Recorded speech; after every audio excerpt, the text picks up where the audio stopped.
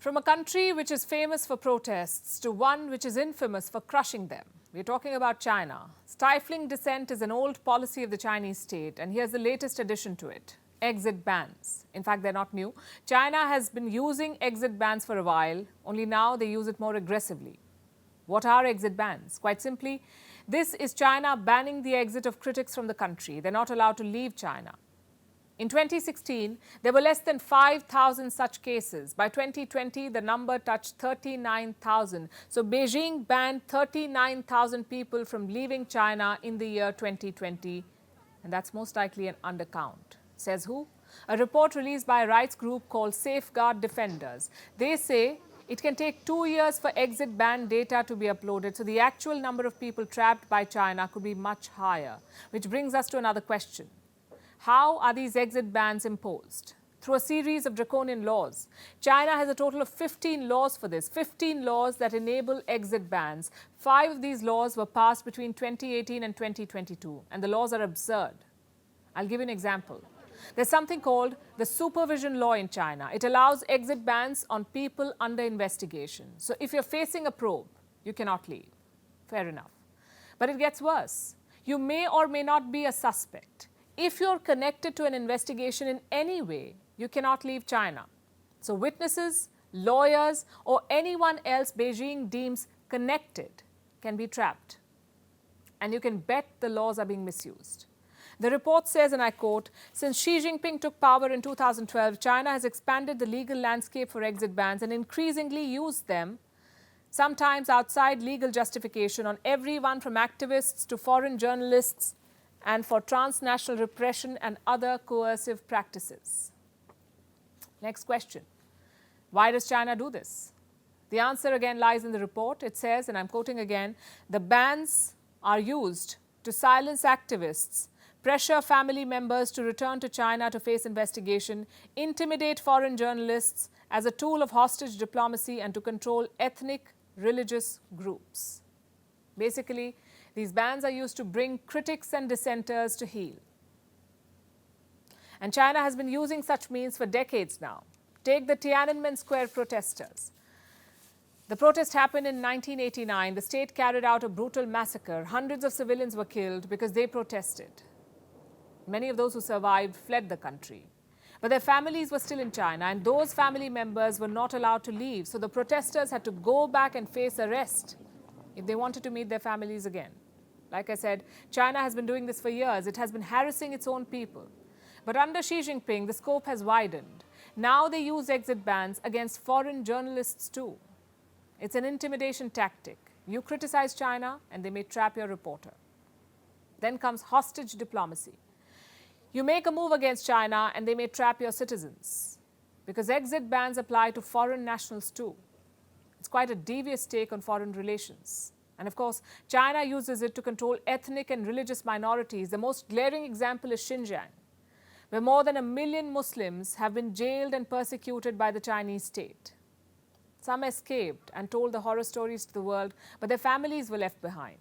And exit bans mean that these Uyghur Muslims have to go back to see their families again. It's a brutal replay of the Tiananmen Square scenario. Now you can argue that other countries impose travel bans too, even on foreigners under investigation in criminal cases, which is fair. But China's exit bans do not work like that. Most of them are related to civil business disputes. These cases may drag on for years and people remain trapped in China for years. Foreign business executives too. Let me give you an example. An Irish executive called Richard O'Halloran was trapped in China for 3 years between 2019 and 2022. This was for a civil dispute involving his company, a dispute that began even before this man joined the company. In fact, he went to China to resolve it, and they trapped him there for 3 years. So when China says it's open for business, you can imagine why the world is wary. You may be walking into a Hotel California-like situation. You can check out any time you like, but you may never leave. To Ukraine now, where the war has intensified and a new peacemaker is in the picture. Russian missiles are hitting Ukrainian cities. Ukrainians are striking inside Russian territory. And guess who wants to mediate now? The Pope. He says the Vatican is involved in a peace plan. We'll tell you all about it tonight. First, the latest from the ground. Russia is stepping up attacks. Yesterday, it fired 18 cruise missiles into Ukraine. They inflicted heavy damage. More than 30 people were hurt. 19 multi-story buildings, 25 private houses, at least 6 schools and preschools, and 5 shops were damaged. What's the response from Ukraine? Reports say they're planning a counter-offensive. Also, Russian territories are coming under attack. Yesterday, a Russian train was derailed. It was a freight train, and the derailment happened in Bryansk, a Russian border region near Ukraine. An explosive device went off, and that's when the train derailed. There were no casualties here, but Russia sees the Ukraine in hand. It has no evidence to prove it, though. This has been the story for a while. Towns in western Russia, close to the border with Ukraine, have been under attack. Moscow says it's the work of Kiev, but Kiev neither confirms nor denies, and the casualties continue to mount. The worst fighting is still in the eastern Ukrainian town of Bakhmut. The Americans have released an assessment. They say 100,000 Russian fighters have been killed or wounded. 1 lakh fighters. Some 20,000 died. About half of these were mercenaries, members of the Wagner group. Remember, this is an assessment from the White House, so take it with a pinch of salt. This narrative suits America. It says Russian soldiers are being sent into battle without proper training, which is why so many of them are dying. Interestingly, this is also in line with claims made by the Wagner group. Wagner is a group of mercenaries backed by the Kremlin. They've been leading the battle for Bakhmut. 2 months back, they said the casualty count was 30,000. 30,000 Wagner mercenaries either died or were killed in action.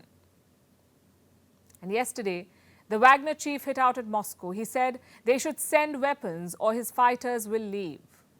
Сегодня 1 мая, 14 часов 30 минут. Happy birthday and happy birthday to the company.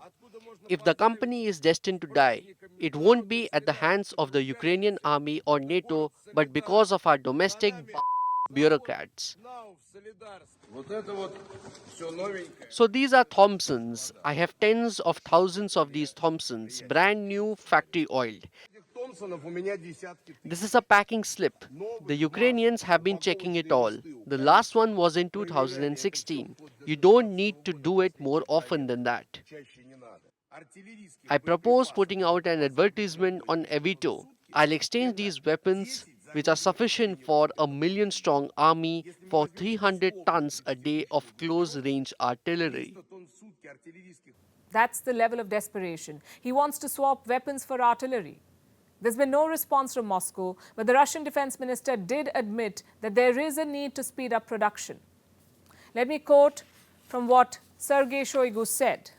The country's leadership has set defense enterprises the task of increasing the pace and volume of production in a short time. So just like Ukraine, Russia needs more weapons. Both sides seem to be preparing for the long haul. And now an unlikely mediator has emerged, Pope Francis. He says the Vatican has undertaken a secret peace mission. I'm willing to do everything that has to be done. There is a mission in course now, but it is not yet public. When it is public, I will reveal it. I think that peace is always made by opening channels. You can never achieve peace through closure. This is not easy. What is this about? The Pope did not share details, but we can tell you that he was in Hungary recently. It was a 3-day visit. He met Prime Minister Viktor Orban. He also met a representative from the Russian Orthodox Church. And last week, Ukraine's Prime Minister met the Pope. He came with a request. In the month of March, thousands of Ukrainian children were deported to Russia. Ukrainian estimates say 8,000 children. But Russia has denied any wrongdoing. Kiev, though, accuses Putin of abducting children. And this has led to an arrest warrant against the Russian president. It was issued by the International Criminal Court in the month of March. We told you about it. So Ukraine's Prime Minister appealed to the Pope and sought his intervention in this matter. And we are told that the Pope agreed. He agreed to help. He said the Holy See had facilitated some prisoner exchanges in the past. So is his so-called peace mission about the return of Ukrainian children? Or is the Pope eyeing a larger role in the war? Guess we'll have to wait to find out. And we're not done talking about bans. Our next story is about a vaping ban. Vapes are e-cigarettes. They're the new rage, especially among youngsters. They come in shiny packaging and multiple flavors ranging from cotton candy to strawberry.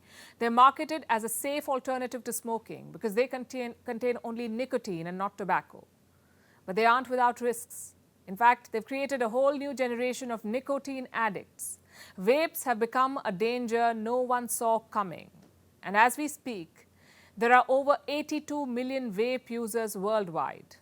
Australia has decided to crack down on this trend. They will ban recreational vaping. What about other countries, other governments? Not everyone supports a ban. In fact, some countries are encouraging the sale of e-cigarettes. Our next report tells you why the world is divided over vapes.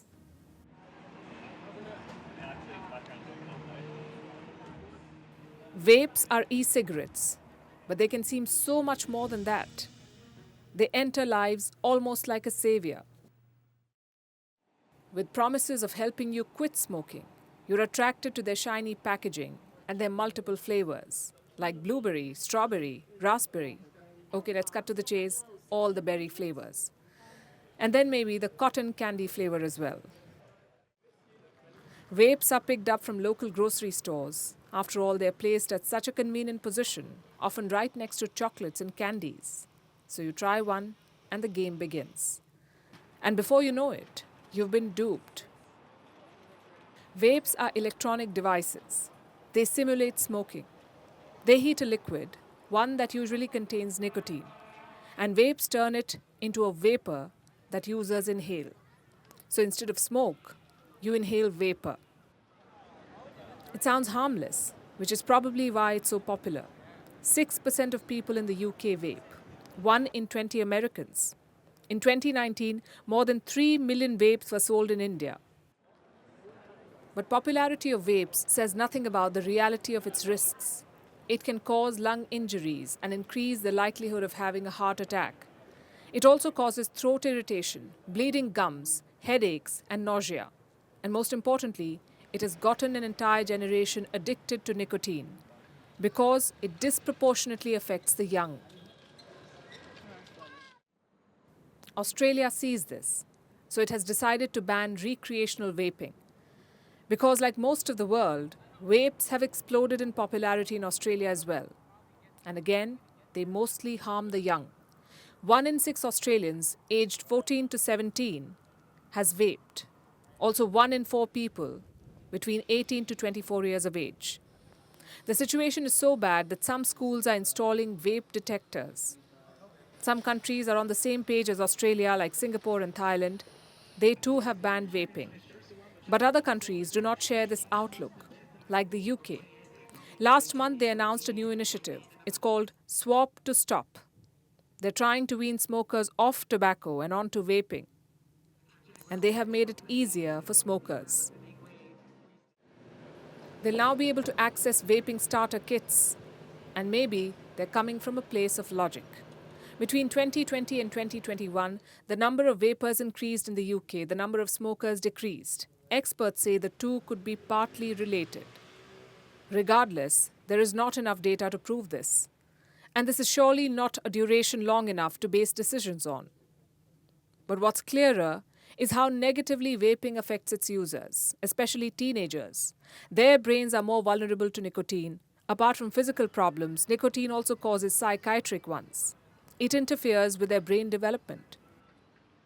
So some may say that vaping is safer than smoking cigarettes. But that is no selling point. It is such a low bar. That's probably why aiding these fruity vapes is only leaving a bitter aftertaste. In France, the top headline is still protests. No matter what President Emmanuel Macron does, he can't seem to quell the protests. Yesterday was International Workers' Day, or Labour Day. So, of course, France took to the streets. More than 300,000 people demonstrated. They were against Macron's pension reform. He passed that law last month. He raised the retirement age in France from 62 to 64, and the people are having none of it. They do not want to work for 2 more years. They began protesting months before the pension bill was passed.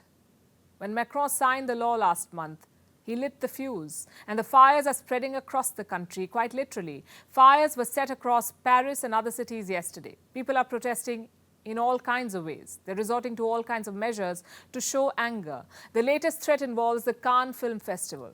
France is hosting the festival this month, and protesters say they will cut power. So the red carpet event may go dark. How will President Macron deal with this? Here's a report. This is Paris. The city of love is angry. These are images from Labor Day. Some 300,000 people were out in the streets to protest. They hurled petrol bombs at the police. One officer was seriously injured. Similar scenes were witnessed across the country. There was violence and arson in Lyon and Nantes too. Cars and buildings were set ablaze. Reports say radicalized elements had joined the annual Labor Day demonstrations. These young people, clad in black, were reportedly behind the violence. It was widely condemned. France's Prime Minister, Elisabeth Borne, called the violence unacceptable. Interior Minister Gérald Darmanin said the violent thugs had one objective: to kill cops and attack property. He said more than 100 police officers were injured in Monday's violence, and almost 300 protesters were arrested. What is fueling this protest? Why are the people of France angry? They're against a pension reform. It raises the retirement age from 62 to 64. The French don't want to work for 2 more years, so they're demonstrating. They want the law to be repealed. And they say they won't rest till Macron relents. The French president has called for 100 days of peace. The protesters refuted by calling for 100 days of anger. We will continue until the withdrawal. We will not give up because we listen to what the population wants. And the population doesn't want it. The government doesn't listen to us. The employers don't listen to us either. We will continue with perhaps different forms of struggle, but we won't give up because we listen to the voice of the workers. What are these different forms of struggle? Well, it means some of France's upcoming cultural events face a blackout risk. You see, French protesters are getting creative. They've been cutting the electricity at various places Macron visits, like the airport in the city of Montpellier and a local school that Macron visited. Their next target is the Cannes Film Festival. It's been happening for 76 years. It's hosted in the southern city of Cannes every year. This year, it'll be on from May 16th to May 27th, right in the middle of the 100 Days of Anger. If the protesters do shut off power there, it'll be a big blow for French tourism. How will the country invite visitors if it can't even keep the lights on? But the protesters are hoping to get support from French celebrities at Cannes.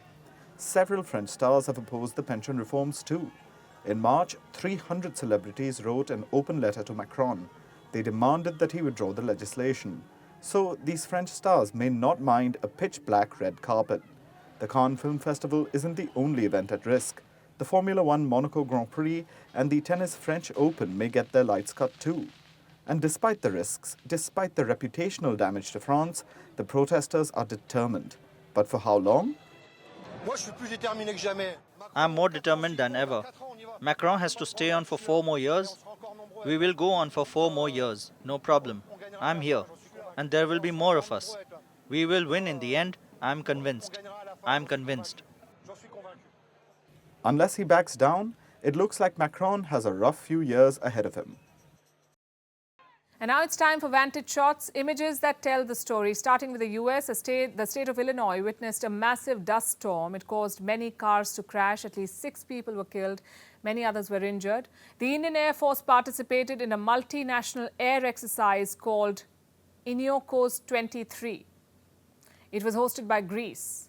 The IAF flew its fighters and its fighter jets over the famous Acropolis of Athens. In Croatia, divers are cleaning trash around the Adriatic island. And imagine seeing the northern lights in India. A phenomenon similar to that was seen in Ladakh. An intense geomagnetic storm created an aurora. It's apparently extremely rare to see something like this at such a low altitude. We'll show you the video. Finally, what makes the 2nd of May significant? We're taking you back in history. On this day, Al-Qaeda chief and mastermind behind the 9/11 terror attack, Osama bin Laden, was killed. The year was 2011. Operation Neptune Spear was launched. 23 US Navy SEALs in 2 Black Hawk helicopters reached Pakistan's Abbottabad. And this is where the world's most wanted terrorist was hiding. Pakistan, of course, lied about it. The operation lasted approximately 40 minutes. 5 people were killed, including bin Laden and one of his adult sons. He was buried at an undisclosed location in the Arabian Sea. US President Barack Obama held a television address and he said justice had been done. We're leaving you with this. Thanks for watching. We'll see you tomorrow.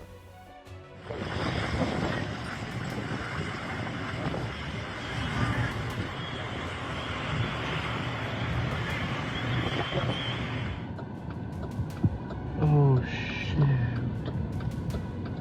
Not even.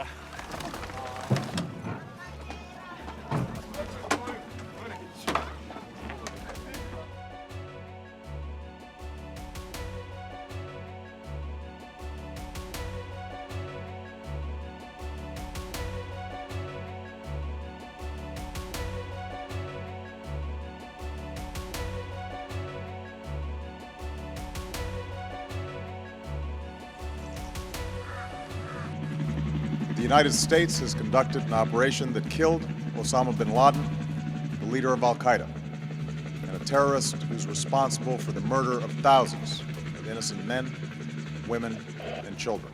A small team of Americans carried out the operation with extraordinary courage and capability. After a firefight, they killed Osama bin Laden and took custody of his body. The death of bin Laden marks the most significant achievement to date in our nation's effort to defeat al-Qaeda.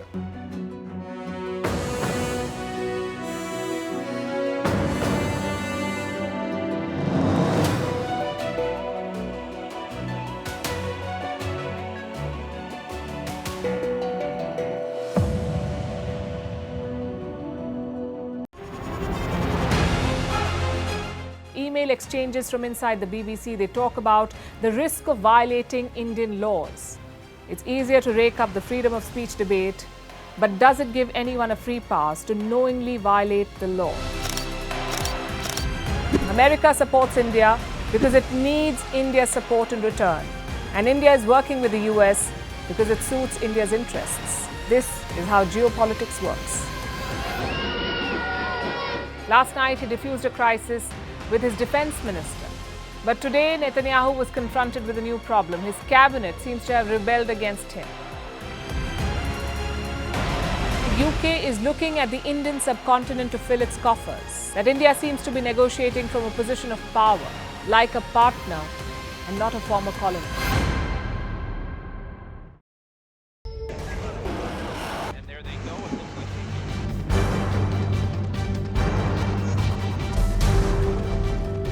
The US and Russia are dangerously close to an armed conflict.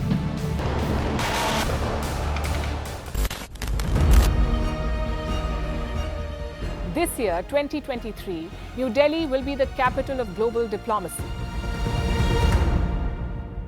For a country as diverse as ours, with 88% of the population illiterate, it was a very big deal to write a constitution, and that too, the world's largest. Meanwhile, if we may, here's a Republic Day gift from India for the BBC. A list of suggestions for the BBC for their upcoming documentaries. Number 1, the Kohinoor and the colonial loot. Number 2, an outdated monarchy and unhealthy obsession with the royals. Number 3, racism in 2023. We're waiting.